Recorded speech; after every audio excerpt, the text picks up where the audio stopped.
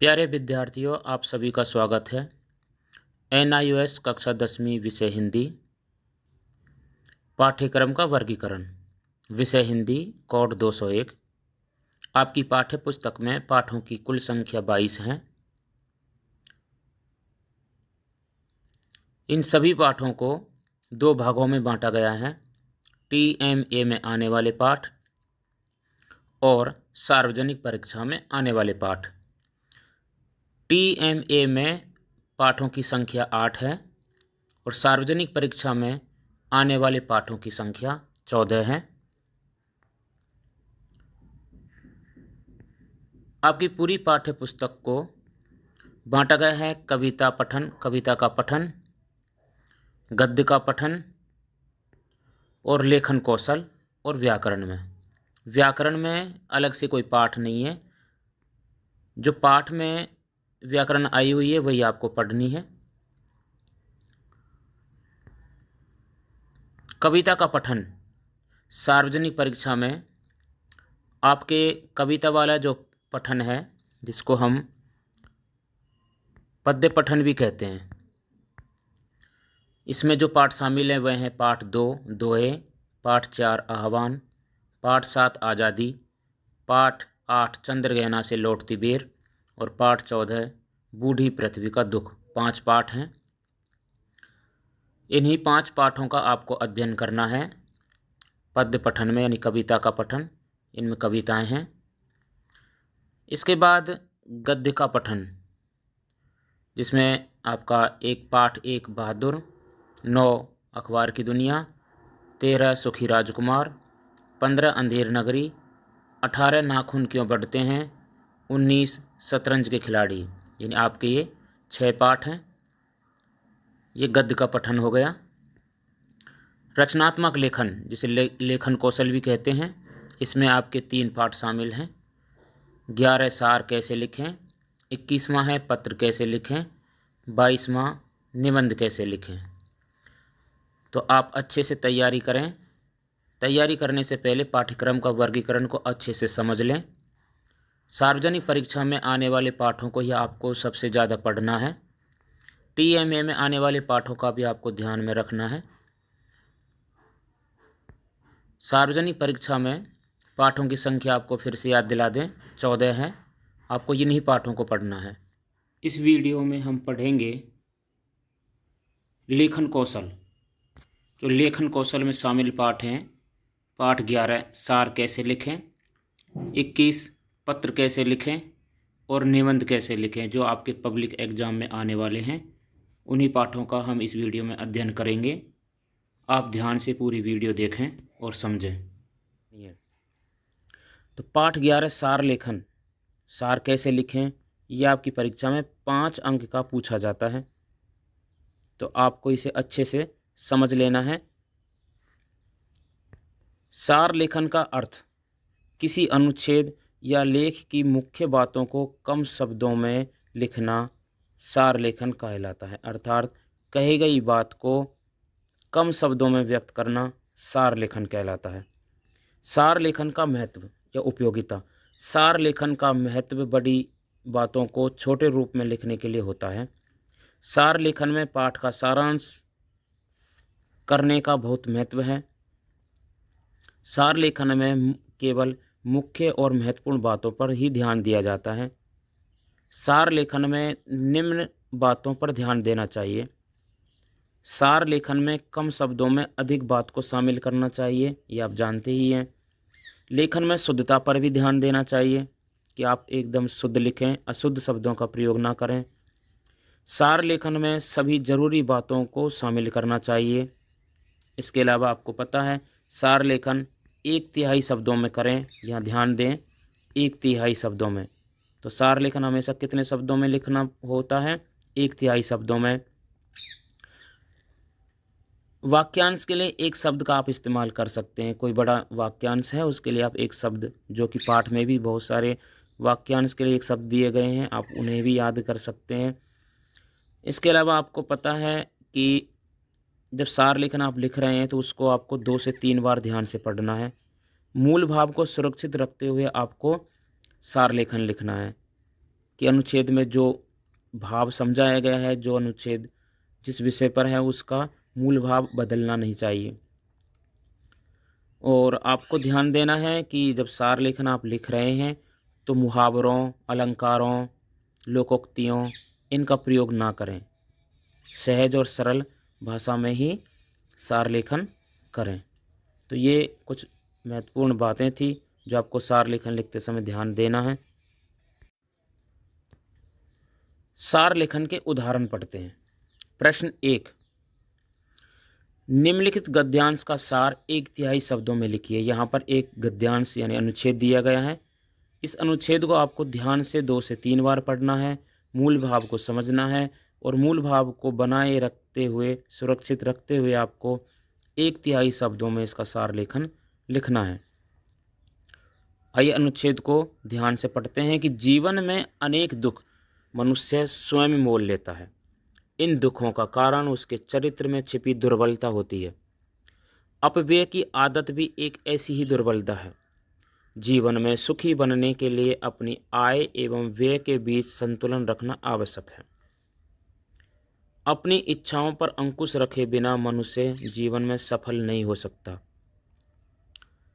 आय के अनुसार व्यय की आदत डालना, आय यानी कि आमदनी और व्यय यानी कि खर्च की आदत डालना जीवन में संयम, व्यवस्था, स्वावलंबन जैसे गुण लाती है। आय के अनुरूप खर्च करना किसी प्रकार से भी कंजूसी नहीं कहलाता। यदि संसार के अधिकांश व्यक्ति अपव्ययी होते तो इस संसार का निर्माण भी संभव न होता। सरकार का भी कर्तव्य है कि वह व्यय करने में अपनी आय की मर्यादा का उल्लंघन ना करे, अन्यथा जनता को संतुलित रखने के लिए स्वयं को असंतुलित बनाना पड़ेगा। मितव्ययी का भविष्य हमेशा सुरक्षित रहता है। मितव्ययी, तो यहाँ पर वाक्यांश के लिए एक शब्द है मितव्ययी। मितव्ययी जो कम खर्च करता हो, अपव्ययी जो अधिक खर्च करता हो। उसको किसी के सामने हाथ नहीं फैलाना पड़ता। उसका परिवार हमेशा प्रसन्नचित्त रहता है। किनका? जो मितव्ययी होते हैं। अतः अल्प व्यय यानी कम खर्च करने के गुण को अपनाना चाहिए। ध्यान रखें कि अतिरिक्त खर्च, बिना वजह के ज़्यादा खर्च करने की आदत को कम करें। अब लिखते हैं इस गद्यांश का सार लेखन। मनुष्य अपनी गलत आदतों व कमजोरियों से अपने जीवन को दुखी बनाता है। आमदनी और खर्चों में सदा संतुलन बनाकर रखना चाहिए। मनुष्य को अपनी आय के अनुसार ही खर्च करना चाहिए, तभी जीवन में संयम, व्यवस्था और स्वावलंबन बना रहता है। सफलता के लिए मनुष्य को अपनी इच्छाओं को काबू में रखना चाहिए।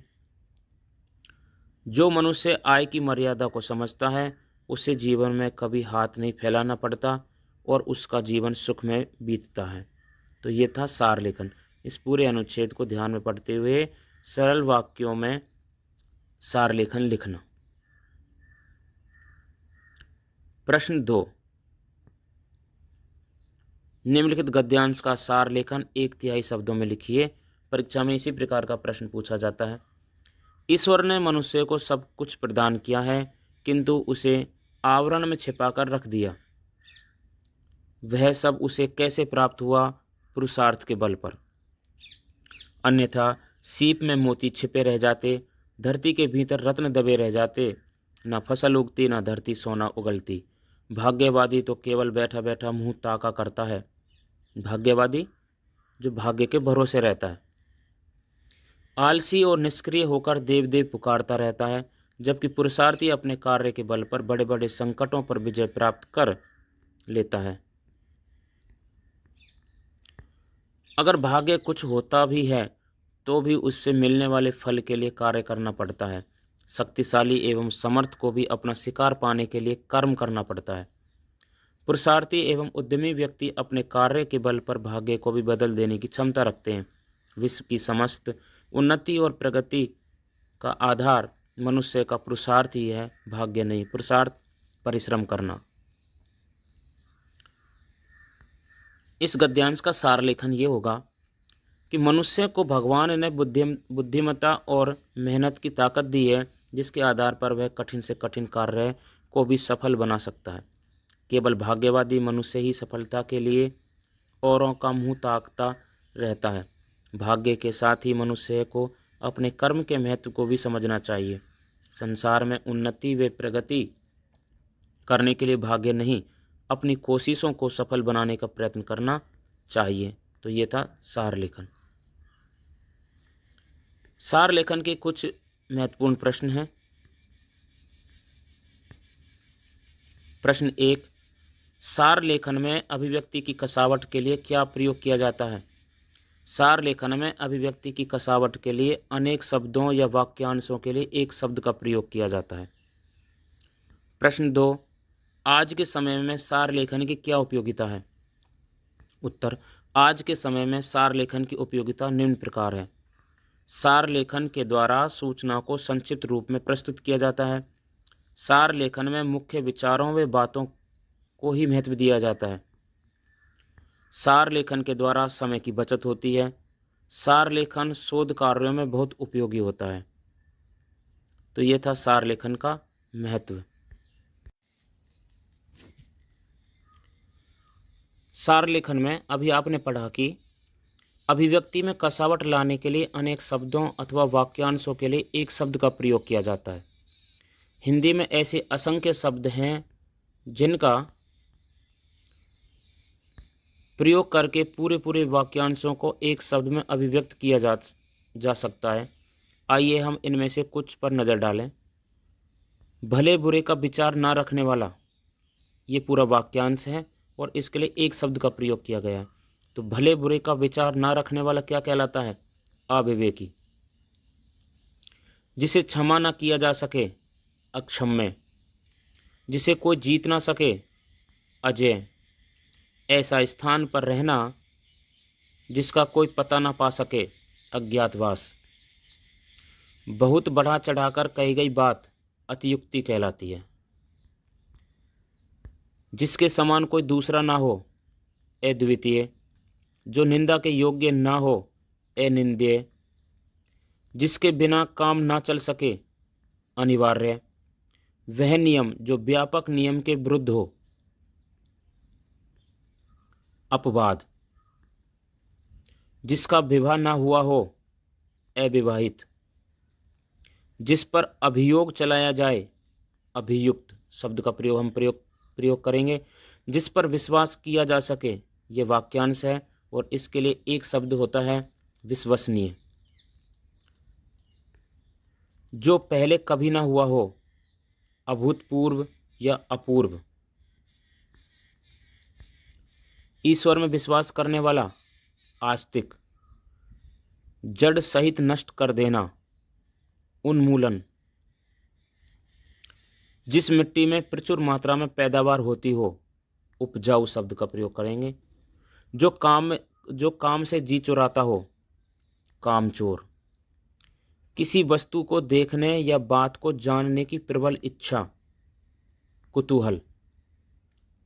उपकार को मानने वाला, कृतज्ञ। उपकार या एहसान को ना मानने वाला, कृतघ्न। किसी टूटे या गिरे हुए मकान या इमारत का बचा हुआ भाग, खंडहर, भग्नावशेष। वह मनुष्य जिसने किसी घटना को साक्षात देखा हो, गवाह या साक्षी।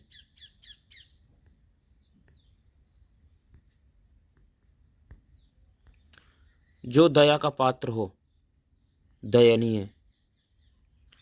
बहुत दूर तक की बात सोचने वाला, दूरदर्शी। स्थल का वह भाग जो चारों ओर से जल से घिरा हो, द्वीप कहलाता है, द्वीप।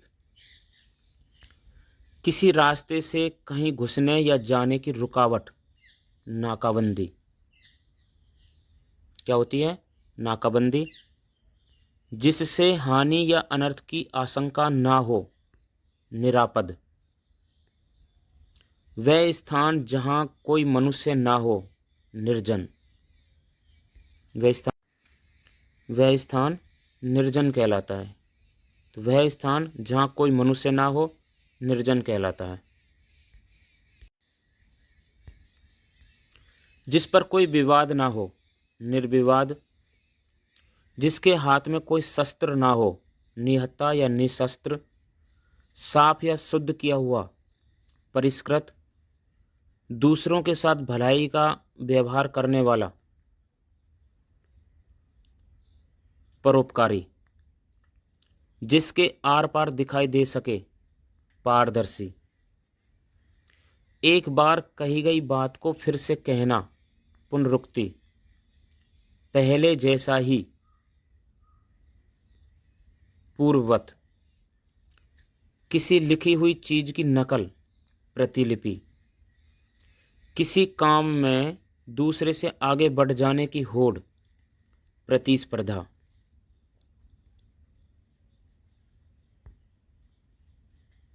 जिसे देखकर भय होता हो भयानक। जो कम खर्च में काम चलाता हो मितव्ययी। जो कम खर्च करता हो या जो कम खर्च में काम चलाता हो वो क्या होता है मितव्ययी। जिस पर कुछ विचार करने की आवश्यकता हो विचारणीय।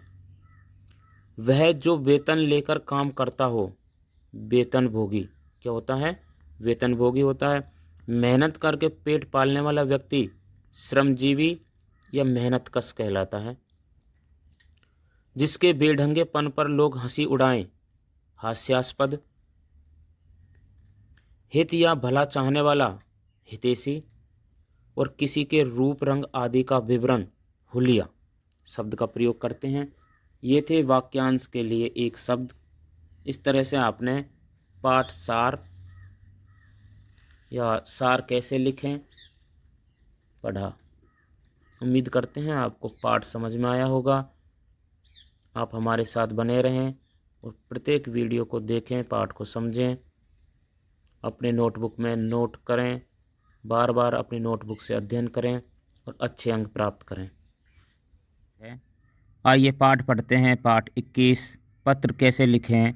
यह एक रचनात्मक लेखन के अंतर्गत आने वाला पाठ है। लेखन पत्र के उद्देश्य पढ़ते हैं। पहले पत्र के क्या उद्देश्य होते हैं। औपचारिक और अनौपचारिक पत्रों में अंतर बता सकेंगे। पत्र लिखते समय पत्र के अलग अलग अंगों का ठीक प्रकार से प्रयोग कर सकेंगे। आवश्यकता के अनुसार उचित विधि से पत्र आप लिख सकेंगे। आजकल जब भी हम कहीं जाते हैं तो मोबाइल बहुत सी आवश्यक वस्तु बन गया है, क्योंकि इसके द्वारा हम एक दूसरे का हालचाल या अन्य आवश्यक बातें आसानी से पता लगा लेते हैं। लेकिन जब फ़ोन या मोबाइल नहीं थे तो पत्र ही एक दूसरे के बारे में जानने का माध्यम था। पत्रों के प्रकार औपचारिक पत्र और अनौपचारिक पत्र। औपचारिक पत्र जो पत्र हम किसी अधिकारी जैसे विद्यालय के प्रधानाचार्य अध्यापक किसी कार्यालय अधिकारी को लिखते हैं वे औपचारिक पत्र होते हैं। और अनौपचारिक पत्र वे होते हैं जो हम अपने माता पिता भाई बहन दोस्त या रिश्तेदारों को लिखते हैं, वो अनौपचारिक पत्र होते हैं। तो औपचारिक और अनौपचारिक पत्र में आप अंतर पता करें। यानी किसी अधिकारी को लिखे जाते हैं वो औपचारिक पत्र, जो अपने सगे संबंधियों को लिखे जाते हैं वो अनौपचारिक पत्र होते हैं। यहाँ पर समझे औपचारिक पत्र। औपचारिक पत्र के यहाँ व्यावसायिक पत्र आवेदन पत्र और कार्यालय पत्र 3 प्रकार दिए गए हैं। व्यावसायिक पत्र के अंतर्गत प्रबंधक पुस्तक विक्रेता आदि को लिखे जाते हैं। आवेदन पत्र किसी अधिकारी को और कार्यालय पत्र किसी संस्था के अधिकारी या कर्मचारी को। अनौपचारिक पत्र के प्रकार नहीं होते, अपितु जिन्हें ये लिखे जाते हैं इसके अनुसार संबोधन भाषा पत्र का समापन आदि में अंतर आ जाता है। जैसे अनौपचारिक पत्र बड़ों को लिखा जाता है, बराबर वालों को और छोटों को। बड़ों में जैसे पिताजी माताजी दादाजी या दादी जी आते हैं। बराबर वालों में मित्र सहपाठी या परिचित आते हैं। छोटों को लिखे जाते हैं तो उनमें पुत्र या पुत्री छोटा भाई या छोटी बहन आदि आते हैं। मुख्य बातें जो पत्र किसी एक कार्यालय द्वारा किसी अन्य कार्यालय को भेजे जाते हैं उन्हें कार्यालय पत्र कहते हैं। ये याद आपको रखना है, कार्यालय पत्र किसे कहते हैं। दुकानदारों, प्रकाशकों और कंपनियों को लिखे जाने वाले पत्र व्यावसायिक पत्र कहलाते हैं। तो ये दोनों प्रकार के जो पत्र हैं ये औपचारिक पत्र में भी आते हैं, ये आपको ध्यान रखना है। पत्र के अंग पता तथा तिथि प्रारंभ में लिखते हैं, संबोधन और अभिवादन, पत्र की विषय वस्तु, और चौथा अंग दिया हुआ है समापन। ठीक है, ये चौथा अंग समापन है। तो कुछ समापन शब्द होते हैं, जैसे अध्यापक को समापन शब्द लिखते समय हम ध्यान रखेंगे कि आपका आज्ञाकारी शिष्य, माता पिता को आपका बेटा या बेटी, मित्र को लिखते हैं तो तुम्हारा या तुम्हारी मित्र, छोटों को लिखते हैं तो शुभचिंतक लिखते हैं। तो ये थे पत्र, पत्र के प्रकार और पत्र के अंग। तो पत्र के अंग 4 होते हैं, ये आपको याद रखना है। नई सूचना तकनीकी और पत्र। ई पत्र, ई पत्र किसे कहा जाता है कि ईमेल, कंप्यूटर के माध्यम से होने वाले पत्र व्यवहार को कहा जाता है ई पत्र। दूसरा है कि फैक्स एक प्रकार का दूर मुद्रण है। यह प्रक्रिया टेलीफोन प्रणाली से जुड़ी है और सैटेलाइट की सहायता से पलक झपकते ही दूसरी फैक्स मशीन पर कागज़ की प्रति प्राप्त हो जाती है। आजकल छोटे छोटे संदेश मोबाइल द्वारा भेजे जाते हैं। तकनीकी और संचार क्रांति आ जाने के कारण इंटरनेट द्वारा ई पत्र भेजे जाते हैं। अब पढ़ते हैं लघु उत्तरीय प्रश्न। आपके द्वारा आप अपनी माताजी को लिखा जाने वाला पत्र किस श्रेणी में आता है? आप उत्तर देखेंगे कि अपनी माताजी को लिखा जाने वाला पत्र व्यक्तिगत पत्रों की श्रेणी में आता है। व्यक्तिगत पत्र को अनौपचारिक पत्र भी आप कहते हैं। प्रश्न 2, पत्र लिखने में सबसे पहले क्या लिखा जाता है? उत्तर होगा प्रेषक का पता, यानी कि पत्र लिखने वाले का पता तथा तिथि लिखा जाता है। प्रश्न 3, औपचारिक पत्र किसे लिखा जाता है? औपचारिक पत्र कार्यालय या संस्था को, यानी किसी अधिकारी को लिखा जाता है। प्रश्न 4, पत्र के कितने प्रकार होते हैं? पत्र के 2 प्रकार होते हैं, औपचारिक और अनौपचारिक। प्रश्न 5, पत्र लिखते समय किन बातों का ध्यान रखना चाहिए? उत्तर, पत्र लिखते समय निम्न बातों का ध्यान रखना चाहिए। जैसे पहले, पत्र की भाषा सरल, स्पष्ट और विनम्र हो। 2, पत्र लिखते समय हमें विषय से नहीं भटकना चाहिए। 3, पत्र का प्रारूप सही होना चाहिए। अब प्रश्न है, सही या गलत बताएं। पत्र लिखते समय मुश्किल भाषा का प्रयोग करें, गलत तथ्य है। पत्रों की भाषा सरल व स्पष्ट होनी चाहिए, ये सही कथन है। अनौपचारिक पत्र का समापन अभिवादन के साथ करना चाहिए, सही है। अब विभिन्न प्रकार के पत्रों के उदाहरण आप देखेंगे। सबसे पहले पत्र है प्रधानाचार्य को प्रार्थना पत्र।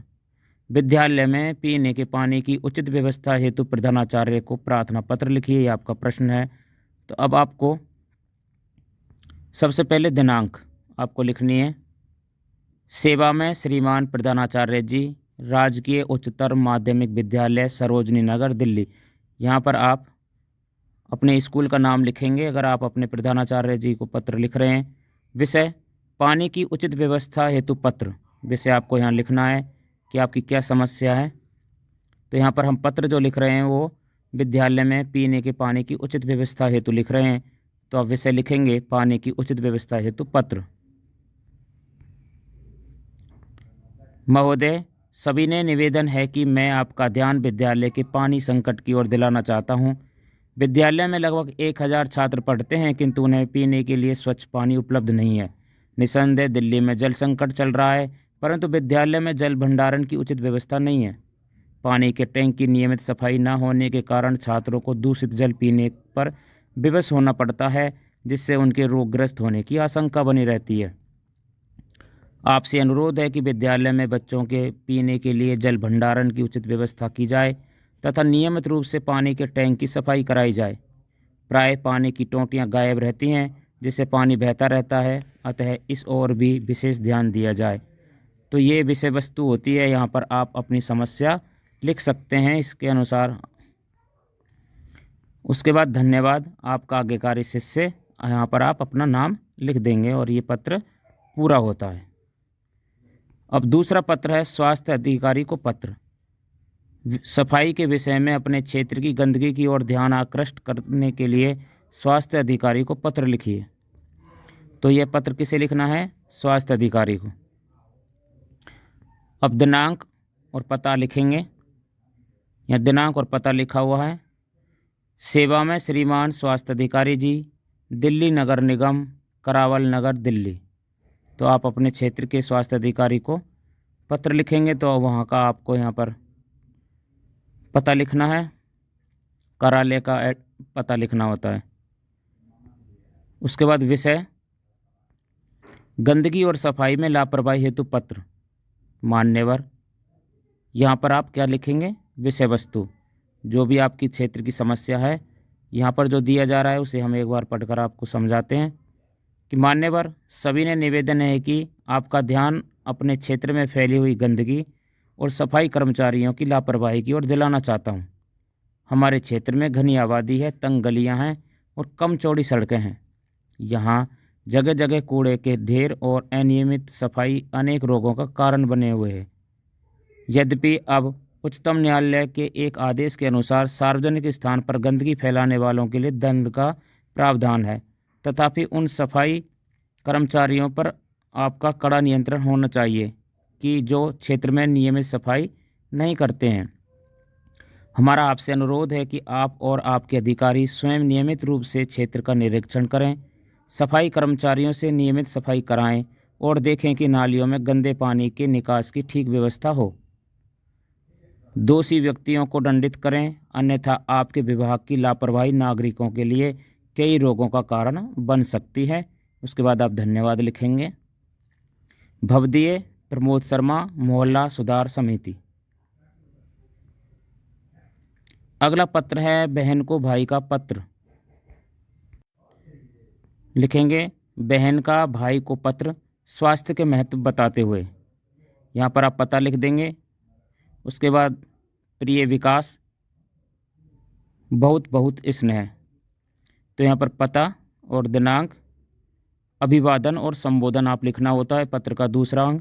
उसके बाद विषय वस्तु, आशा है ईश्वर की कृपा से अब तुम स्वस्थ और प्रसन्न होंगे।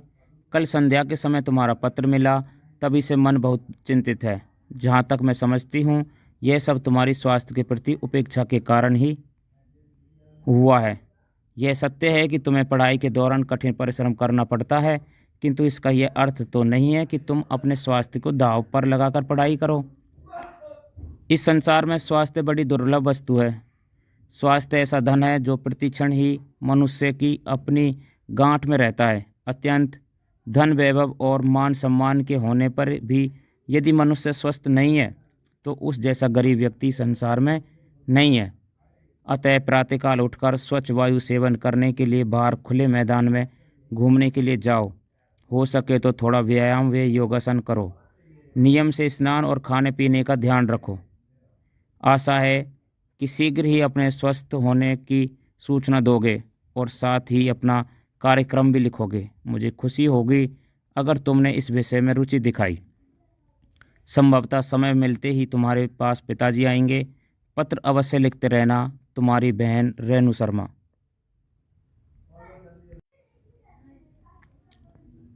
प्यारे विद्यार्थियों, ये थे पत्र के कुछ उदाहरण। आप अधिक से अधिक पत्र लिखकर अभ्यास करते रहें। करते हैं पाठ 22, निबंध कैसे लिखें। पिछले सभी पाठ आपने पढ़ लिए हैं, उनकी अच्छे से तैयारी कर रहे हैं। आज जो 22वां पाठ है, निबंध कैसे लिखें, यह एक लेखन है। निबंध का अर्थ कि निबंध किसे कहते हैं? किसी विषय के विभिन्न पक्षों पर विचार करके मुख्य बिंदुओं को सही क्रम में लिखना ही निबंध लेखन कहलाता है। निबंध की आवश्यकता, किसी विषय की संपूर्ण जानकारी को सही क्रम में लिखने के लिए निबंध लेखन बहुत आवश्यक है। निबंध के माध्यम से विषय की विस्तार पूर्वक जानकारी प्रदान की जाती है। निबंध विषय की क्रमबद्ध और प्रभावपूर्ण जानकारी प्रदान करता है। जो निबंध है वो किसी भी विषय की, जिस विषय पर आप लिख रहे हैं, उसका क्रमबद्ध और प्रभावपूर्ण जानकारी आपको प्रदान करता है। निबंध के प्रकार, निबंध के कितने प्रकार होते हैं यहाँ पर पढ़ते हैं। विषय और लेखन के अनुसार निबंध मुख्यतः 3 प्रकार के लिखे जाते हैं।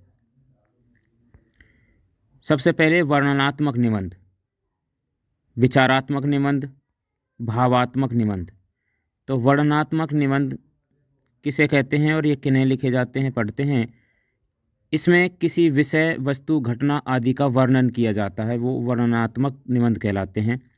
जैसे होली, दीपावली, यात्रा, दर्शनीय स्थल या खेल का वर्णन। ये निबंध सूचनात्मक होते हैं और लेखन में सरल होते हैं। तो ये था वर्णनात्मक निबंध। अब है विचारात्मक निबंध।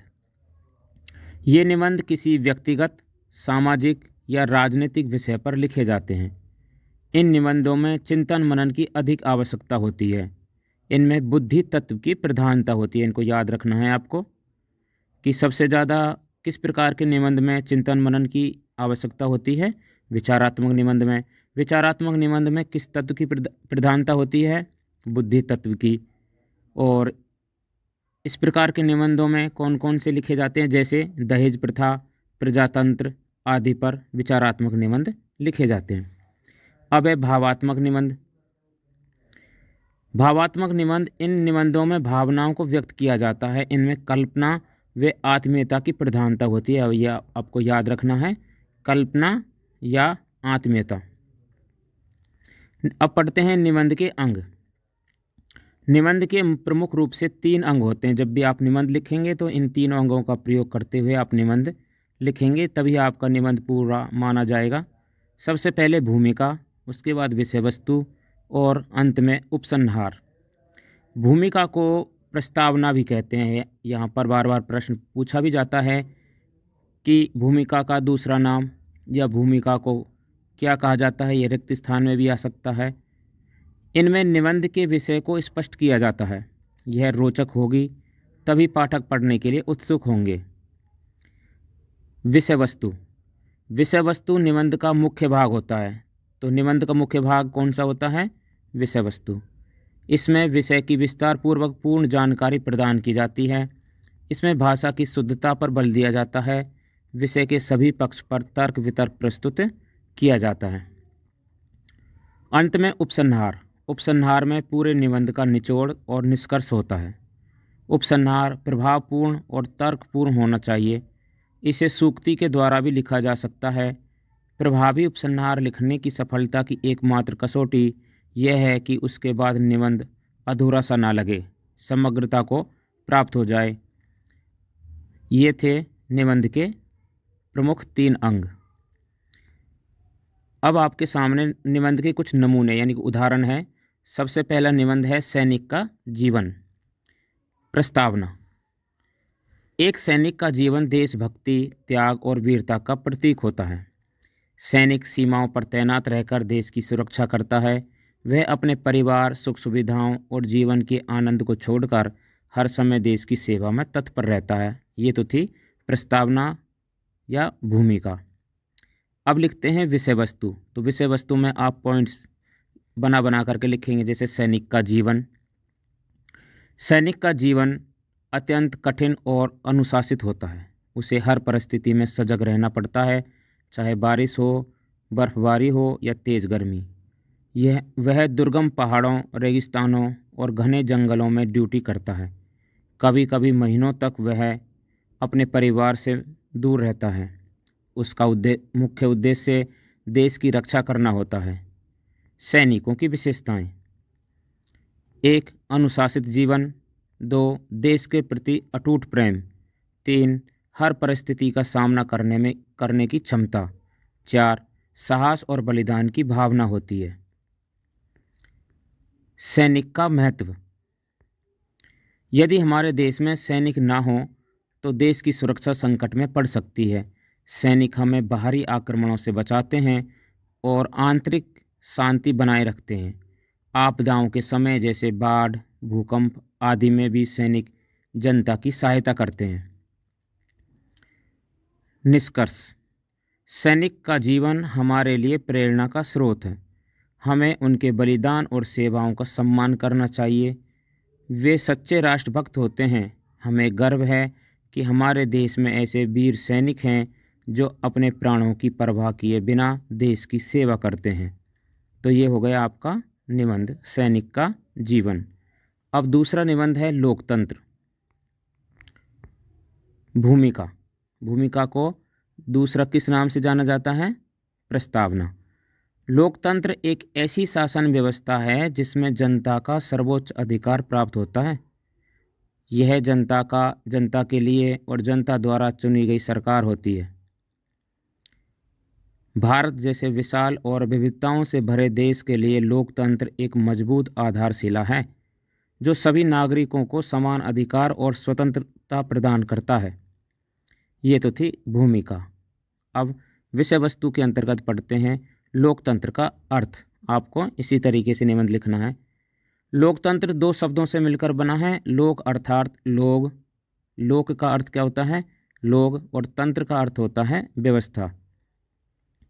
इसका सीधा अर्थ है जनता की सत्ता। इसमें जनता अपने प्रतिनिधियों को चुनकर शासन चलाने का अधिकार देती है। लोकतंत्र की विशेषताएं। 1. लोकतांत्रिक चुनाव। जनता स्वतंत्र रूप से अपने प्रतिनिधियों का चुनाव करती है। 2. मौलिक अधिकार। हर नागरिक को समान अधिकार प्राप्त होते हैं, जैसे भाषण की स्वतंत्रता, धर्म की स्वतंत्रता, शिक्षा का अधिकार आदि। 3. कानून का शासन। सभी नागरिक कानून के सामने समान होते हैं। 4. उत्तरदायी सरकार। सरकार जनता को जवाबदेह होती है और समय समय पर उसका मूल्यांकन होता है। 5. न्यायपालिका की स्वतंत्रता। न्यायपालिका स्वतंत्र होकर न्याय करती है। भारत में लोकतंत्र। भारत दुनिया का सबसे बड़ा लोकतांत्रिक देश है। यहाँ हर 5 वर्ष में आम चुनाव होते हैं जिनमें नागरिक अपने मताधिकार का प्रयोग कर सरकार चुनते हैं। भारत का संविधान सभी नागरिकों को समानता, स्वतंत्रता, धर्मनिरपेक्षता और न्याय का अधिकार देता है। लोकतंत्र के लाभ। 1. सभी को स्वतंत्रता और अधिकार मिलते हैं। 2. सभी को अपनी बात कहने और विचार व्यक्त करने का अधिकार होता है। 3. भ्रष्टाचार और तानाशाही पर नियंत्रण होता है। 4. सामाजिक न्याय और समानता की भावना को बढ़ावा मिलता है। लोकतंत्र की चुनौतियाँ।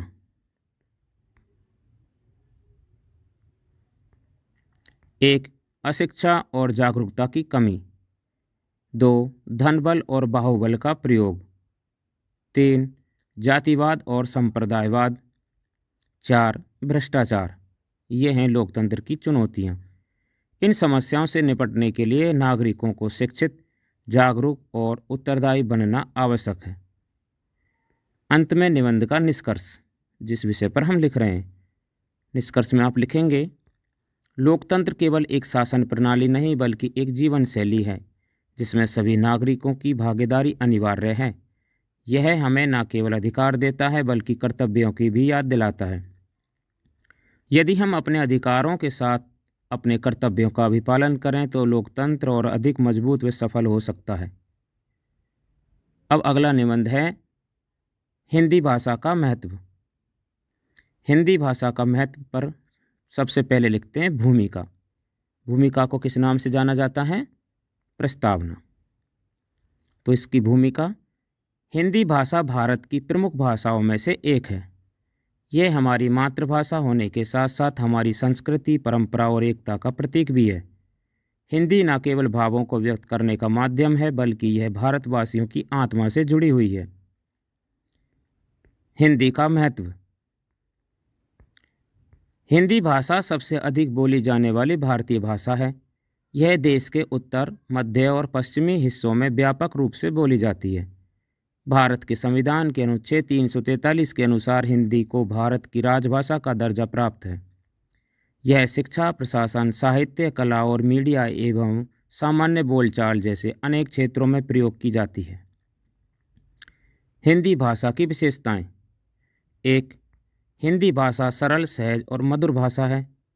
2. इसकी लिपि देवनागरी है जो वैज्ञानिक दृष्टि से अत्यंत समृद्ध मानी जाती है। 3. हिंदी में साहित्य का विशाल भंडार है, जैसे तुलसीदास, कबीर, प्रेमचंद, महादेवी वर्मा आदि ने हिंदी साहित्य को गौरवान्वित किया है। 4. यह भावनाओं को सहजता से व्यक्त करने में सक्षम है। आज की स्थिति। आज हिंदी केवल भारत में ही नहीं बल्कि विदेशों में भी बोली और पढ़ाई जाती है। हिंदी बोलने वालों की संख्या में निरंतर वृद्धि देखी गई है। लोगों में हिंदी के प्रति सम्मान और प्रेम का भाव बढ़ा है। हमें क्या करना चाहिए? हमें गर्व के साथ हिंदी का प्रयोग करना चाहिए। बच्चों को प्रारंभ से ही हिंदी के प्रति रुचि उत्पन्न करनी चाहिए। सोशल मीडिया, शिक्षा और कार्यस्थलों पर हिंदी को बढ़ावा देना चाहिए ताकि यह समृद्ध और सशक्त बनी रहे। उपसंहार। हिंदी भाषा हमारी पहचान है। हमें इसे केवल एक भाषा नहीं बल्कि अपने संस्कार और संस्कृति के रूप में देखना चाहिए। आइए हम सब मिलकर हिंदी भाषा को उसका उचित स्थान दिलाएं और इसकी गरिमा को बनाए रखें। चौथा निबंध है अनेकता में एकता। प्रस्तावना। भारत एक विशाल देश है जहां विभिन्न धर्म, बोलियां, भाषाएं, पहनावा और रहन सहन के लोग एक साथ रहते हैं। यहाँ की विशेषता है अनेकता में एकता। इसका अर्थ है कि भले ही हम सब कई बातों में एक दूसरे से अलग हैं, फिर भी हम एक हैं। भारत में विविधता। भारत में हर राज्य की अपनी भाषा, बोली, पहनावा, खान पान और रीति रिवाज है। उत्तर में हिमालय तो दक्षिण में समुद्र, कहीं रेगिस्तान तो कहीं घने जंगल। यहाँ हिंदू, मुस्लिम, सिख, ईसाई, जैन, बौद्ध आदि धर्मों के लोग रहते हैं। फिर भी सब मिलजुल कर त्यौहार मनाते हैं, एक दूसरे के सुख दुख में भाग लेते हैं। एकता का महत्व। एकता से देश मजबूत बनता है। जब लोग मिलजुल कर रहते हैं तो शांति और सौहार्द बना रहता है। अनेकता में एकता ही हमारी पहचान और ताकत है। यही भावना हमें संघर्षों से लड़ने की शक्ति देती है। उदाहरण, स्वतंत्रता संग्राम के समय देश के सभी धर्मों और प्रांतों के लोगों ने मिलकर अंग्रेज़ों का सामना किया। यह हमारी एकता का सबसे बड़ा प्रमाण है। आज भी किसी आपदा या संकट के समय पूरा देश एक साथ खड़ा हो जाता है। उपसंहार। अनेकता में एकता भारत की आत्मा है। हमें एक दूसरे के विविधता का सम्मान करते हुए मिलजुल कर रहना चाहिए। तभी हमारा देश और अधिक प्रगति करेगा और विश्व में एक मिसाल बनेगा। प्यारे विद्यार्थियों, ये थे निबंध के कुछ नमूने। आपने इन्हें पढ़ा और ध्यान से सुना। इसी तरीके से आप निबंध लिखना सीखें और बार बार निबंध लिख करके अभ्यास करें। अब पढ़ते हैं इस पाठ पर आधारित परीक्षोपयोगी महत्वपूर्ण प्रश्न जिन्हें अक्सर परीक्षा में पूछा जाता है। निम्नलिखित रिक्त स्थानों को भरिए। भूमिका को प्रस्तावना भी कहते हैं, यह भी पढ़ के आए हैं आप। भावात्मक निबंधों में प्रधानता होती है विचारों की या आत्मीयता की। यहाँ पर विकल्प में आत्मीयता दे रखा है, तो आत्मीयता आप इसका उत्तर लिखेंगे। साथ ही आप ध्यान रखेंगे कि भावनात्मक निबंधों में कल्पना की भी प्रधानता होती है, तो उत्तर होगा कल्पना भी होगा।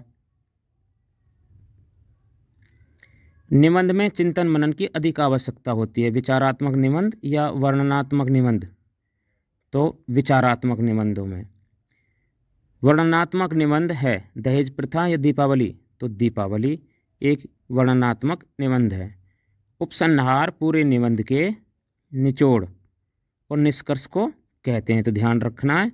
उपसंहार किसे कहते हैं? पूरे निबंध के निचोड़ और निष्कर्ष को उपसंहार कहते हैं। लघु उत्तरीय प्रश्न। प्रश्न 1, उपसंहार किसे कहते हैं? उपसंहार पूरे निबंध के निचोड़ यानी सार और निष्कर्ष को कहते हैं। प्रश्न 2, निबंध कितने प्रकार के होते हैं? उत्तर, निबंध 3 प्रकार के होते हैं, वर्णनात्मक निबंध, विचारात्मक निबंध और भावात्मक निबंध। भावनात्मक निबंध, ठीक है, यदि भावात्मक या भावनात्मक निबंध। प्रश्न 3, विषय वस्तु किसे कहा जाता है? विषय वस्तु में विषय की पूर्ण व स्पष्ट जानकारी प्रदान की जाती है, उसे ही विषय वस्तु कहा जाता है। अगला प्रश्न है, वाक्य सही है या गलत आपको बताना है। प्रश्न 1, भावनात्मक निबंधों में बुद्धि तत्व की प्रधानता होती है, यह गलत। तो भावनात्मक निबंधों में किसकी प्रधानता होती है ये आपको भी पता होना चाहिए। अभी आप पढ़ के आए हैं, आत्मीयता या कल्पना तत्व। ठीक है, ध्यान रखना है आपको, आत्मीयता या कल्पना तत्व की प्रधानता होती है। बुद्धि तत्व की प्रधानता किस में होती है? बुद्धि तत्व की प्रधानता विचारात्मक निबंधों में होती है। प्रश्न 2, विषय वस्तु निबंध का मुख्य भाग क्या है? हाँ, तो यहाँ पर प्रश्न 2 क्या है? यही वाक्य है, प्रश्न 2 कहिए या वाक्य कहिए कि विषय वस्तु निबंध का मुख्य भाग होता है, ये क्या है? सही है। तो यहाँ पर प्रश्न भी बनता है कि निबंध का मुख्य भाग क्या होता है? विषय वस्तु। प्रश्न 3 दे रखा है कि भूमिका को प्रस्तावना भी कहते हैं, ये कथन सही है। 4 कि वर्णनात्मक निबंधों में आत्मीयता का गुण होता है, तो वर्णनात्मक निबंधों में आत्मीयता का गुण होता है, ये गलत कथन है। आत्मीयता का गुण किन में होता है बताइए? भावनात्मक निबंधों में आत्मीयता का गुण होता है, आत्मीयता या कल्पना तत्व की प्रधानता होती है। प्रश्न 5, निबंध लेखन में महत्वपूर्ण घटनाओं को क्रमबद्ध तरीके से प्रस्तुत किया जाता है, यह कथन सही है। इस तरह से आपने इस पाठ के महत्वपूर्ण प्रश्नों को, निबंधों को पढ़ा। उम्मीद है आपको यह पाठ समझ में आया होगा। आप लगातार निबंधों का अभ्यास करें ताकि आप अच्छे से निबंध लिख सकें। NIOS कक्षा 10वीं विषय हिंदी। हिंदी विषय को आप अच्छे से पढ़ रहे होंगे। आपने सभी पाठ का अध्ययन किया। आपकी परीक्षा, चाहे वो प्री बोर्ड हो या पब्लिक एग्ज़ाम, सार्वजनिक परीक्षा हो, उसमें रचनात्मक लेखन के 3 प्रश्न आप पूछे जाते हैं। एक प्रश्न सार लेखन, दूसरा पत्र लेखन और तीसरा निबंध लेखन। सार लेखन 5 नंबर का आता है। उसके बाद पत्र लेखन भी 5 नंबर का आता है और निबंध लेखन आपके पार्ट बी में 7 नंबर का पूछा जाता है। तो इस तरह से ये तीनों चैप्टर, सार लेखन, सार कैसे लिखें पाठ है आपका, पत्र कैसे लिखें और निबंध कैसे लिखें, उन्हीं पाठों से प्रश्न पूछे जाते हैं, उन्हीं पाठों पर आधारित प्रश्न पूछे जाते हैं। ये 17 नंबर के 3 पाठ हैं। तो आइए हम एक एक करके सार लेखन, पत्र लेखन और निबंध लेखन आपको एक ही वीडियो में समझाते हैं। तो आपको वीडियो पूरी देखनी है और समझना है। सबसे पहले सार लेखन। विस्तार से कही गई बात को कम शब्दों में व्यक्त करना सार लेखन कहलाता है। तो यहीं पर पहला प्रश्न, आपके ए पार्ट में भी प्रश्न पूछे जा सकते हैं इस तरीके के, एक एक नंबर के, चाहे वो रिक्त स्थान वाले हों या विकल्प वाले हों। तो विस्तार से कही गई बात को कम शब्दों में व्यक्त करना सार लेखन कहलाता है। सार 1/3 शब्दों में लिखा जाता है। तो सार कितने शब्दों में लिखा जाता है? 1/3 शब्दों में। अब यहाँ पर प्रश्न के माध्यम से आपको समझाया जा रहा है कि सार लेखन आपको कैसे लिखना है और परीक्षा में कैसे पूछा जाता है। प्रश्न आएगा कि निम्नलिखित अनुच्छेद पढ़कर 1/3 शब्दों में सार लेखन कीजिए, सार लेखन लिखिए। तो सबसे पहले यहाँ पर एक गद्यांश दिया हुआ है, अनुच्छेद, तो इसे हम पढ़ते हैं। तैराकी आनंद की वस्तु होने के साथ साथ हमारी आवश्यकता भी है। नदियों के आसपास के गांवों के लोग सड़क मार्ग न होने पर एक दूसरे से तभी मिल सकते हैं जब उन्हें तैरना आता हो अथवा नदियों में नावें हों। प्राचीन काल में नावें कहाँ थी? तब तो आदमी को तैरकर ही नदियों को पार करना पड़ता था। किंतु तैरने के आदिम मनुष्य को निश्चय ही प्रयत्न और परिश्रम करना पड़ा होगा, क्योंकि उसमें अन्य प्राणियों की भांति तैरने की जन्मजात क्षमता नहीं है।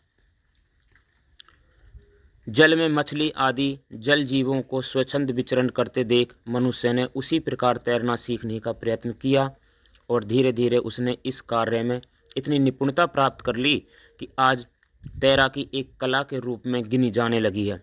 विश्व में जो खेल प्रतियोगिताएं आयोजित की जाती हैं उनमें तैराकी प्रतियोगिता अनिवार्य रूप से सम्मिलित की जाती है। तो ये था अनुच्छेद। आपको इसको कम से कम 3 बार पढ़ करके समझना है कि यह किस विषय पर लिखा गया। तो यह तैराकी पर लिखा गया है। तो इसको लिखने के बाद आपको सार लेखन करना है 1/3 शब्दों में। कठिन शब्दों को छोड़ना है, जो इसका मूल भाव है उसको बनाए रखते हुए आपको सार लेखन करना है। किसी मुहावरे का, अलंकारों का, इनका भी प्रयोग नहीं करना है। तो उत्तर के रूप में आप लिखेंगे, इस तरह से आपको उत्तर लिखना है। तैराकी आनंद की वस्तु है, यही व्यायाम और प्रतियोगिताओं का अंग है।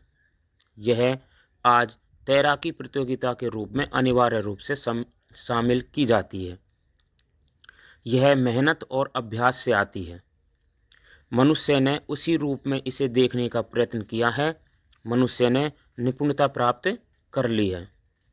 इस तरह से आप इसका सार लेखन लिख सकते हैं। और यह आपकी पाठ्य पुस्तक का जो पाठ 6 है उसमें प्रश्न संख्या 7 में ये प्रश्न दिया हुआ है। तो आप वहाँ पर देख करके इसे एक बार फिर से समझ लें और अपनी नोटबुक में भी नोट कर लें। अब अगला गद्यांश पढ़ते हैं। भारत का काव्य रूपी आकाश मंडल अगणित प्रभावपूर्ण जुगनुओं से देदीप्यमान है, पर तुलसीदास का तेज, उज्ज्वलता और चमत्कार तथा उनकी प्रदीप्त क्रांति और कीर्ति सबसे बढ़ चढ़कर है। वे इस आकाश मंडल के असंख्य तारों के बीच मध्याह्नकालीन प्रचंड मार्तंड के समान प्रकाशमान है। मध्याह्नकालीन यानी कि संध्या से पहले मध्याह्न का समय होता है, उसमें प्रचंड मार्तंड यानी कि सूर्य के समान प्रकाशमान है। तो आकाशमंडल यानी कि आसमान में असंख्य तारों के बीच। तो यहाँ पर तुलसीदास के बारे में बताया जा रहा है।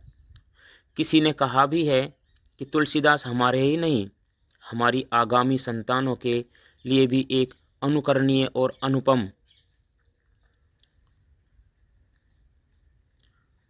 आदर्श हैं। इस चीज़ को ध्यान से पढ़ेंगे कि तुलसीदास हमारे ही नहीं, हमारी आगामी संतानों के लिए भी एक अनुकरणीय और अनुपम आदर्श हैं। जो स्थान अंग्रेजी साहित्य में शेक्सपियर का है, उससे कहीं ऊंचा स्थान हम हिंदी साहित्य में तुलसीदास को देते हैं।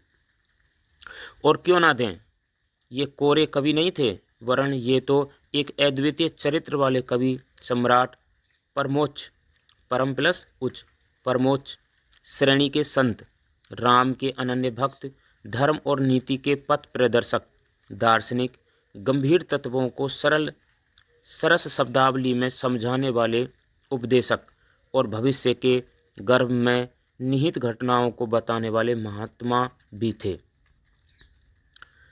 तो ये था अनुच्छेद। ये आपके पाठ सार कैसे लिखे में दिया हुआ है। तो ये आपके लिए थोड़े कठिन शब्द हैं इसमें, तो इसको बार बार पढ़ करके ध्यान से समझें। और सार लेखन कैसे लिखें हमें ये समझना है। सार लेखन। भारत में असंख्य श्रेष्ठ कवि हैं। तुलसीदास के बारे में सबसे पहले लिखा है कि भारत में असंख्य श्रेष्ठ कवि हैं, परंतु तुलसीदास उनमें अत्यधिक महत्वपूर्ण है। तो यहाँ पर तुलसीदास का ही विषय पर यह अनुच्छेद है। तो तुलसीदास को ध्यान में रखते हुए हमें मूल सार भी लिखना है कि भारत में असंख्य श्रेष्ठ कवि हैं, पर तुलसीदास उनमें अत्यधिक महत्वपूर्ण है, क्योंकि वे कोरे कवि ही नहीं बल्कि चरित्रवान, राम भक्त, महात्मा, दार्शनिक, पथ प्रदर्शक, सरल भाषा में गूढ़ अर्थ गहरा अर्थ बताने वाले उपदेशक और भविष्य दृष्टा भी थे। तो भविष्य दृष्टा किस शब्द के लिए? भविष्य के गर्भ में निहित घटनाओं को बताने वाले भविष्य दृष्टा कहलाते हैं। तो एक शब्द का प्रयोग यहाँ पर किया गया है। इस तरह से सार लेखन आपने सीखा। एक और उदाहरण से समझते हैं। चरित्र का जीवन में अत्यंत महत्व है, खास तौर से वर्तमान जीवन में इसका महत्व और भी बढ़ता जा रहा है। अतः हम सभी को चरित्र निर्माण की ओर ध्यान देने की आवश्यकता है। चरित्र निर्माण से तात्पर्य यह है कि हम उन गुणों की बात कर रहे हैं जो इसके अंतर्गत आते हैं। उनमें मुख्य रूप से विनय, उदारता, धैर्य, स्वावलंबन, सत्यवादी, लोभहीनता तथा कर्तव्यपरायणता इत्यादि हैं। यही गुण मिलकर चरित्र का निर्माण करते हैं। छात्रों के चरित्र निर्माण में शिक्षक ही सहायक हो सकते हैं। जीवन के प्रारंभ में शिक्षकों का योगदान छात्रों के चरित्र निर्माण करना ही शिक्षा का मुख्य उद्देश्य होना चाहिए। तो सब जो छात्रों का चरित्र निर्माण करने की जिम्मेदारी सबसे पहले शिक्षक के पास होती है और वही उसकी मदद करते हैं। माता पिता भी इसके लिए जिम्मेदार रहते हैं। अतः चरित्र का निर्माण करना महत्वपूर्ण है। तो ये तो था अनुच्छेद चरित्र का महत्व। तो इसे पढ़ने के बाद में हम इसका सार लेखन लिखते हैं। आपको कम से कम 3 बार अनुच्छेद को पढ़ करके उसका मूल भाव समझना है और मूल भाव को बनाए रखते हुए सार लेखन लिखना होता है। सार: जीवन को ऊपर उठाने के लिए मनुष्य को अपने चरित्र पर ध्यान देना चाहिए। विनय, उदारता, सत्यवादिता, कर्तव्यपरायणता आदि चरित्र के मुख्य गुण हैं। छात्रों के चरित्र निर्माण में शिक्षकों का योगदान महत्वपूर्ण है। शिक्षा का मुख्य उद्देश्य चरित्र निर्माण ही होना चाहिए। तो ये था सार लेखन का तीसरा उदाहरण। अब है चौथा उदाहरण। परोपकार मानव जीवन का धर्म है। परोपकार की भावना के बिना मनुष्य व पशु में किंचित अंतर नहीं है। परोपकार करने से आत्मा को जिस सच्चे आनंद की प्राप्ति होती है उसको शब्दों में नहीं बांधा जा सकता। स्वयं भूखे प्यासे रहकर किसी की भूख प्यास को मिटाने से असीम आत्मिक आनंद की प्राप्ति होती है। परोपकार में ही जीवन की सार्थकता है। अपने जीवन को सफल बनाने के लिए हमें अपनी समस्त शक्तियों का प्रयोग परोपकार के लिए करना चाहिए। हमें अपनी धन संपदा का प्रयोग दूसरों का हित संपादन करने के लिए, अपनी शक्ति का प्रयोग अत्याचार तथा अन्याय के निवारण के लिए तथा अपनी बुद्धि का प्रयोग अज्ञान के अंधकार को दूर करने के लिए करना चाहिए। यदि जीवन में आप पुण्यशील बनकर पुण्य प्राप्त करने के इच्छुक हैं तो परोपकार कीजिए। अतः हमें परोपकार की पवित्र भावना से प्रेरित होकर जहाँ तक संभव हो सके दूसरों के कष्टों का निवारण करना चाहिए, क्योंकि जीवन में आनंद की प्राप्ति का यह एक सहज मार्ग है। यह है एक अनुच्छेद परोपकार। अब इसका हमें सार लेखन कैसे करें, यहाँ पर दिया हुआ है, आप ध्यान से इसको पढ़ें और समझें। सार लेखन: परोपकार ही मानव जीवन का धर्म है जिससे हमें सच्चे आनंद की प्राप्ति होती है। परोपकार ही जीवन की सार्थकता है। हमें अपने जीवन में अपने धन का प्रयोग दूसरों की भलाई में, शक्ति का प्रयोग अत्याचार के निवारण हेतु तथा बुद्धि का प्रयोग अज्ञान को दूर करने में करना चाहिए। अतः परोपकार ही जीवन में आनंद प्राप्ति का सहज मार्ग है। जो अनुच्छेद दिया हुआ है उसको पढ़ने के बाद आपको वाक्य जो हैं सरल वाक्य बनाने होते हैं। तो आप 2 से 3 वाक्यों का एक सरल वाक्य बनाकर सार लेखन लिख सकते हैं। आइए अब पढ़ते हैं पत्र लेखन। आप अपने विचारों को दूसरों तक पहुंचाने के लिए पत्र लिखते ही हैं। तो हम जितनी भी तरह के पत्र लिखते हैं उन्हें सुविधा के लिए 2 वर्गों में विभाजित किया जाता है, 2 भागों में। अनौपचारिक पत्र और औपचारिक पत्र। तो प्रश्न है कि पत्र कितने प्रकार के होते हैं? 2 प्रकार के। पहला अनौपचारिक पत्र और दूसरा औपचारिक पत्र। अब आपके मन में आ रहा होगा कि अनौपचारिक पत्र किसे कहते हैं और औपचारिक पत्र किसे कहते हैं। आइए समझते हैं। वे पत्र जो मित्र, परिवार के सदस्य या अपने किसी परिचित को लिखे जाते हैं उन्हें अनौपचारिक पत्र कहते हैं। क्या कहते हैं? अनौपचारिक पत्र। आपको याद भी रखना है कि अनौपचारिक पत्र को एक दूसरे नाम से भी जाना जाता है, वह है व्यक्तिगत पत्र। जैसे हमें किसी को बधाई देनी हो तो बधाई पत्र, धन्यवाद देना हो तो धन्यवाद पत्र, शुभकामना पत्र, निमंत्रण पत्र, संवेदना पत्र आदि पत्र होते हैं जो अनौपचारिक पत्र होते हैं। दूसरा पत्र है औपचारिक पत्र। ये पत्र अधिकारियों को लिखे जाते हैं, आपको ये ध्यान रखना है, जिनसे कोई निजी जान पहचान नहीं होती है। सगे संबंधियों को अनौपचारिक पत्र और अधिकारियों को औपचारिक पत्र याद रखना है। जैसे व्यावसायिक पत्र, कार्यालय पत्र, आवेदन पत्र, प्रार्थना पत्र, तो ये सब औपचारिक पत्र हैं। आपसे पूछा जा सकता है कि व्यावसायिक पत्र या कार्यालय पत्र किस प्रकार का पत्र है? औपचारिक पत्र। पत्र लिखते समय पत्र के अंगों का ध्यान रखना चाहिए। पत्र के कितने अंग होते हैं? पत्र के 4 अंग होते हैं और पत्र के प्रकार 2 होते हैं, ये ध्यान रखें।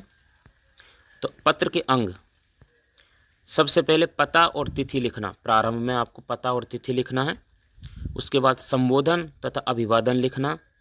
पत्र की विषय वस्तु, कही जाने वाली बात को लिखना होता है। और अंत में समापन यानी पत्र की समाप्ति तथा अपने हस्ताक्षर करते हैं। आइए उदाहरणों के माध्यम से समझते हैं। प्रश्न 1, जन्मदिन की बधाई देते हुए मित्र को पत्र लिखिए। सबसे पहले आप जैसे ही प्रश्न को पढ़ें, प्रश्न को पढ़ते ही आपके मन में पत्र के प्रकारों का आना चाहिए कि यह औपचारिक पत्र है या अनौपचारिक पत्र है। तो आप पहचान ही गए होंगे, ये एक अनौपचारिक पत्र है क्योंकि ये मित्र को पत्र लिखा जा रहा है। यह पत्र आपकी पाठ्य पुस्तक में पाठ पत्र कैसे लिखें में दिया हुआ है, आप वहाँ से भी देख सकते हैं। यहाँ पर लिखा हुआ है। सबसे पहले यहाँ पर पता आपको लिखना होता है, जो आपका पता है। यह पता वही लिखा है जो आपकी पाठ्य पुस्तक में है, बीरगंज नेपाल, और दिनांक जो आप जिस तारीख को पत्र लिख रहे हैं। उसके बाद प्रिय संजय, सप्रेम, नमस्ते। यहाँ पर आपको पता ही है पत्र का दूसरा अंक कौन सा होता है, आपने पढ़ा, देखो, संबोधन और अभिवादन। तो हम यहाँ पर मित्र के लिए संबोधन और अभिवादन का प्रयोग कर रहे हैं। उसके बाद विषय वस्तु को लिखना है। तो आज से तीसरे दिन तुम्हारा जन्मदिन है, इसकी तुम्हें ढेर सारी बधाई। यह खुशी की बात तो है पर मुझे अजीब सा लग रहा है। हम दोनों एक दूसरे के जन्मदिन पर हमेशा साथ रहे हैं। पहली बार ऐसा होगा कि मैं तुम्हारे जन्मदिन पर उपस्थित नहीं रहूँगा। परसों मामा जी का विवाह है, इसलिए मैं तुम्हारे जन्मदिन पर चाहकर भी नहीं पहुँच सकता। मैं यहीं से तुम्हें हार्दिक शुभकामनाएं भेज रहा हूँ। ऐसे शुभ दिन सैकड़ों बार आएँ और हर घड़ी तुम्हारे लिए नए उल्लास, नई उमंगें और नई आशाएं लिए हुए हों। तो ये थी विषय वस्तु। अब अंत में समापन। हार्दिक शुभकामनाओं सहित तुम्हारा अभिन्न मित्र जॉनी। तो यहाँ पर वही नाम लिए गए हैं। तो आप यहाँ पर जो विषय वस्तु हैं यह आप अपने अनुसार भी लिख सकते हैं।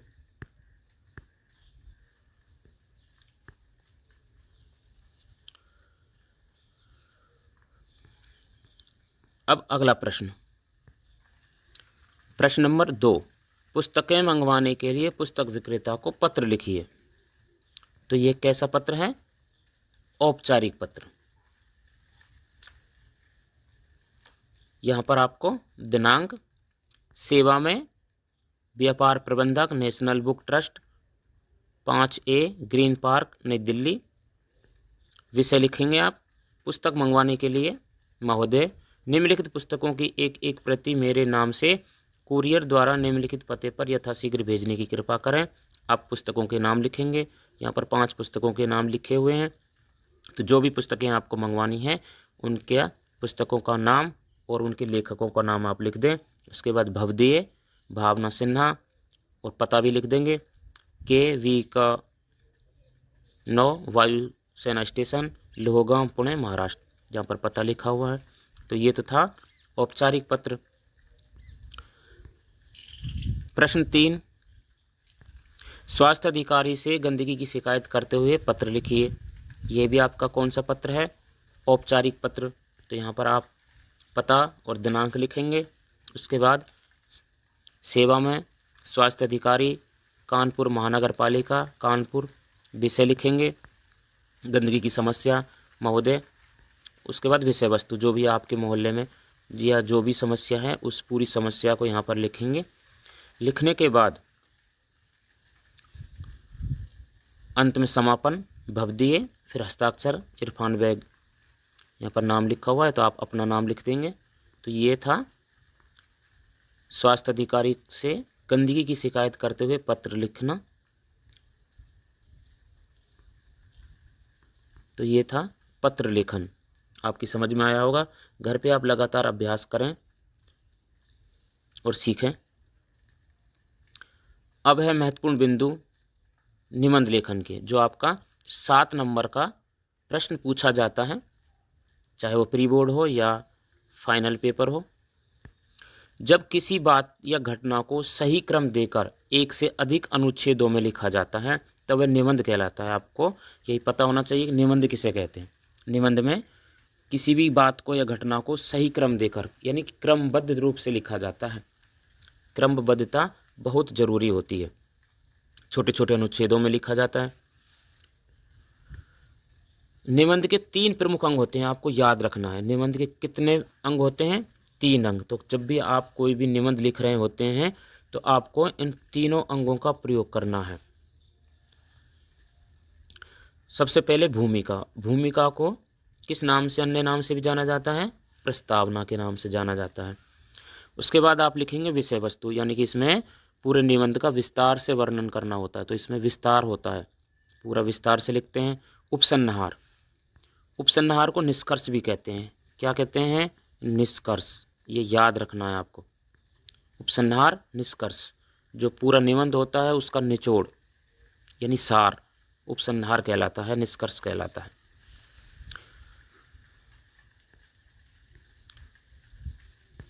निबंध लिखते समय निबंध के अंगों का ध्यान रखना चाहिए। यहाँ पर निबंध में क्या क्या आपको ध्यान रखना है वो सब समझाया जा रहा है। जिस विषय पर निबंध लिखा जा रहा है उसी विषय के अनुरूप निबंध की भाषा होनी चाहिए। वर्तनी शुद्ध, यानी कि यहाँ पर आपको शुद्धता का ध्यान रखना है और विराम चिन्हों का प्रयोग करना है।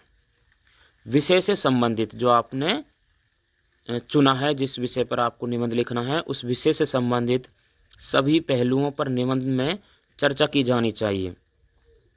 जितने शब्दों में निबंध लिखने को कहा जाए उस शब्द सीमा का ध्यान रखना बहुत ज़रूरी है।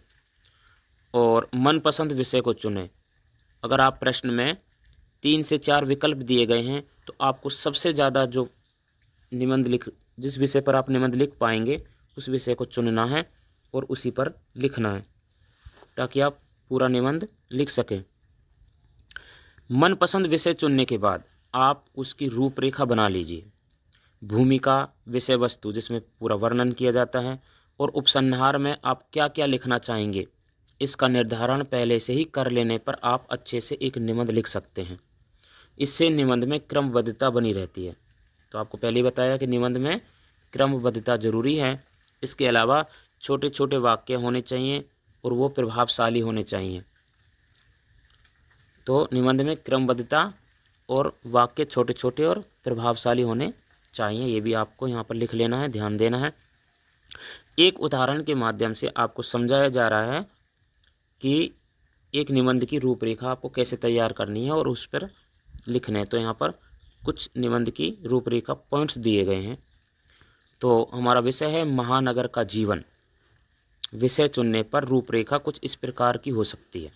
तो आपको किस विषय पर यहाँ पर लिखना है? महानगर का जीवन। सबसे पहले भूमिका। तो भूमिका में आप क्या लिखेंगे? नगर और महानगर। नगर किसे कहते हैं, महानगर किसे कहते हैं? महानगर, महानगरों की विशेषता, मेरा महानगर, इसका जीवन। इस विषय पर आप छोटे छोटे वाक्यों में लिखेंगे, भूमिका तैयार करेंगे। भूमिका जब तैयार हो जाती है उसके बाद विषय वस्तु का वर्णन करना होगा, विषय वस्तु लिखनी होगी। जैसे महानगर में भीड़ भाड़, इस पॉइंट को डाल करके आप लिखेंगे। आवास की समस्या, कि आप जानते ही हैं कि शहर में आवास की समस्या किस प्रकार से होती है, तो उसे लिख दें। निवास और कार्यस्थल की दूरी, आपका निवास स्थान कहाँ है और उसके बाद आप कहाँ पर कार्य करते हैं उसकी दूरी, वहाँ से जाने पर आपको यातायात की किस प्रकार से समस्या होती है। व्यस्तता और समय का अभाव, तड़क भड़क, शान शौकत और गरीबी, प्रदूषण, शहर में प्रदूषण होता है, जैसे ध्वनि, वायु, जल और स्वास्थ्य संबंधी समस्याएं। बड़े बड़े अस्पताल फिर भी चिकित्सा साधनों की अपर्याप्तता। आसपास ढेरों लोग होते हुए भी आपसी परिचय का अभाव होता है, आपके पड़ोसी आपको नहीं जानते, कई जगह तो ऐसा भी होता है। सुख सुविधाएं, रोजगार की संभावनाएं, देश विदेश से संपर्क, इस तरह से आप वर्णन करेंगे। और उपसंहार, अंत में क्या लिखेंगे? उपसंहार, बुराइयां और अच्छाइयां भी, तो दोनों तरीके का वर्णन आप यहाँ पे करें। उद्योग धंधों के कारण व्यवस्था, कुछ सुझाव आप दे सकते हैं। इस प्रकार से आपका एक निबंध पूरा होता है। तो सबसे महत्वपूर्ण क्या है निबंध लिखने में, कि आप निबंध के तीनों अंगों का प्रयोग करते हुए एक रूपरेखा तैयार करेंगे। रूपरेखा तैयार करने के बाद उस पर विस्तार से लिखेंगे, तो आपका एक निबंध तैयार हो जाता है। परीक्षा में आपके प्री बोर्ड हो या पब्लिक एग्जाम, 300 शब्दों का एक निबंध पूछा जाता है। उम्मीद करता हूँ कि आपको सार लेखन, पत्र लेखन और निबंध लेखन समझ में आ गए होंगे। बार बार वीडियो को देखें और अपनी नोटबुक में लिख लें और नोटबुक से ही बार बार अभ्यास करें। धन्यवाद।